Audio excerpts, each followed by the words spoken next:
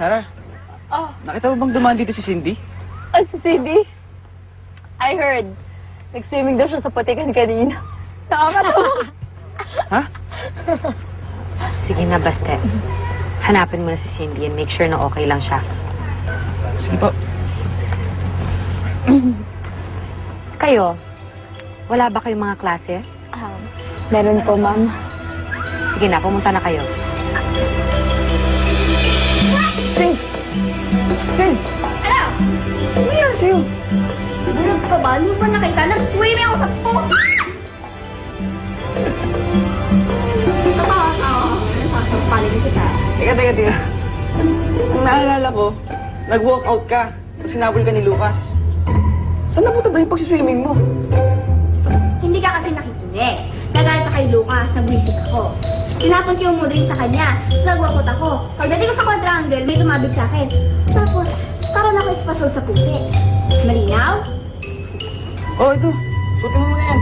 Ito? Bango naman. Ang arte mo naman. Eh, mas buha ka pang baho sa t-shirt ko. Kawawa naman si Cindy, no? Di ba crush ka nun? Too bad for her, because you're mine now. Oh my gosh! Kayo na ba? You two look good together.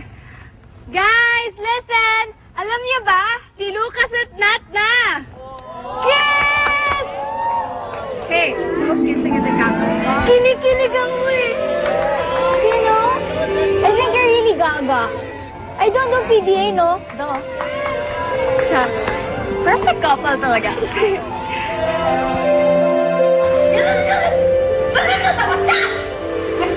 Wait lang, natanggal ko eh. Hindi mo ba nakita na nalulunod ako? Bakla ka? Okay na ako! Papalit na ako! Sinabi ko naman sa'yo, Sis. Nalayo mo na si Lucas. Eh baka naman kasi nagpuunan ako sa galit eh. Baka may explanation siya. Dapat may paliwanag siya. Dahil kung hindi, matitikman niya to. Ang lakas nito. Yan! Woo! Eh parang wala tayo ng braso eh. Salamat ka, hindi ko may auto. Promise. Kaya ba talaga dito? Totoo naman ah. Oh, ba't ang lungkot mo? Tama lang naman yung ginawa mo kay Cindy kanina. Eh, pinagkalat niya ba naman na naging kayo dati? Oo nga, pero ayoko naman mapahiya siya. Alam mo kung nakita mo lang siya kanina, nakakaawa. Kung maaawa ka nilang naman pala kay Cindy, eh di dapat hindi mo na ginawa. Gusto ko lang umiwas sa gulo. Di ba may gusto si Jimbo kay Cindy? Pagtitripan ako nung pag nalaman na kami na. At saka ayoko magkagulo sila na Baste. Yun ang gusto ko eh. Ayoko ng gulo. Tsaka never kong planong mapahiya si Cindy.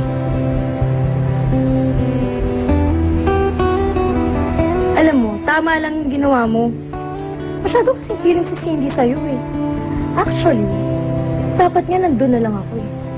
Eh di sana na-videohan ko pa yun. Yung pagsiswimming sa putik, tapos nalagay ko pa sa YouTube. I like that. Pero mali talaga yung nangyari.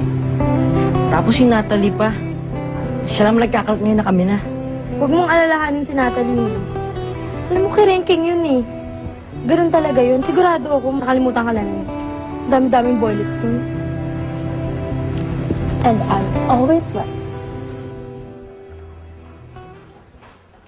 Hoy! Cindy! Bakit ganyan ang ayos mo, ha? Bakit ganyan ang suit-suit mo? Kaya yung damit yan. Nasaan yung uniforme mo? Kay Baste po. Pinahiram niya po sa akin eh. Nahulog po kasi ako sa putikan. Ito po. Ikaw talagang bata ka! Wala ka na ibang binigay sa'yo kundi konsumisyon. Kinukonsumi mo talaga ako nung sinasadya mo, no? Hindi po. Alam mo, nagbubuntis ako eh. Bakit pinag-iito palagi ang ulo ko? Ikaw talaga, nakakainis ka. Gusto mo akong malaglagan, ano? Hindi po. Sige na, mas nasa harapan ko. Labang mo yung damit mo at ayusin mo yung sarili mo, ha? Ma, Huwag mo hawakan! kikisutin mo tong anak ko eh.